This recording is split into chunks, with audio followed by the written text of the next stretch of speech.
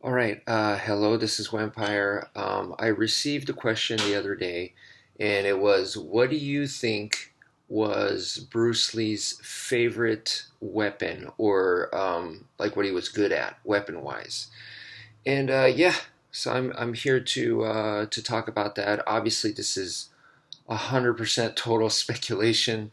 I wish we could ask him, but we cannot. So yeah, um, man, I didn't even think about this, but now that I'm thinking, because of his past, when he was young, he was like a gang leader.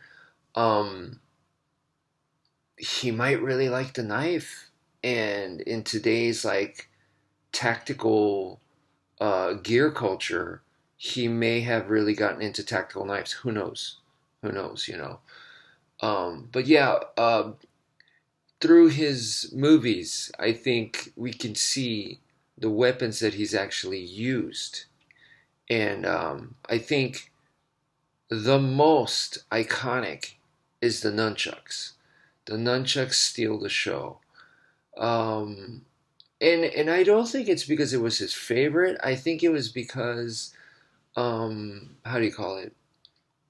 He understood cinema, and he understood like what could like get you to go, wow, look at that. Like, and that's why I think he understood like the power of the nunchucks, that it really can steal the show, especially at that time when maybe it was rare, like no one else was really doing that. He kind of made it almost like his trademark. So yeah, the nunchucks is definitely, you have to bring that up. He also used double sticks in Enter the Dragon, like Kali, Escrima, Arnis type sticks. Um, and then, of course, we've seen him in Enter the Dragon as well as Way of the Dragon, long bow staff kind of weapon. Um, and then in Game of Death, of course, he used nunchucks in Game of Death, Enter the Dragon, and Way of the Dragon, and Chinese Connection, right? But double nunchucks in Chinese Connection. But in what you call it in Game of Death, he also uses like this weird. It's almost like a fencing sword kind of weapon, but it's not. Very interesting, very interesting weapon that he used when he battled Professor Danny Santo, who was using um, double sticks, and then yeah, they go into a nunchuck versus nunchuck battle, right? So yeah, those are.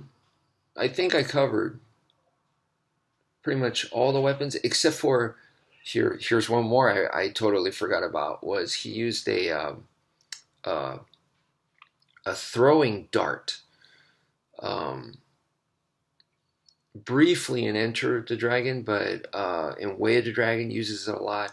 And I don't even know what he did in the Green Hornet series, because he could have done weapons. Maybe he could have used a fan. I don't know, a steel fan. He could have used multiple weapons in there. The throwing dart that he uses in Way of the Dragon may be from Green Hornet. I'm not very familiar with that TV show. So, but other than that, I think movie wise, I covered everything. So out of that, what do I think?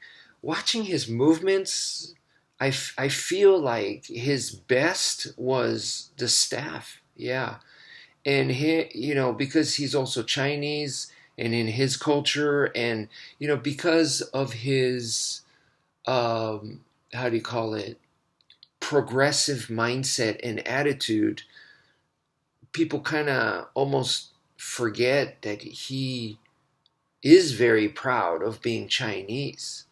I do believe he is very progressive, and he gets to the point where it's almost like towards the end there he was talking almost like a hippie, where he was like, we're all humankind, we're all one banner kind of thing. But and as much as I do believe he believes that, he's also proud of being Chinese. So in the Chinese culture, martial arts culture, spear, man, it's very well known that spear is number one. So spear means staff, like that's the training version of that. So I'm guessing that that would be his choice.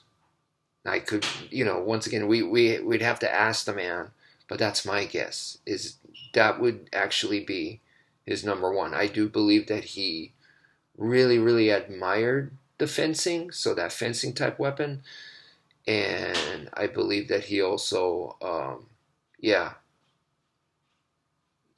you know, felt that nunchucks were special. But yeah, I got to give it to his staff. So anyway, that's it for now. Thank you for viewing, and take care, folks.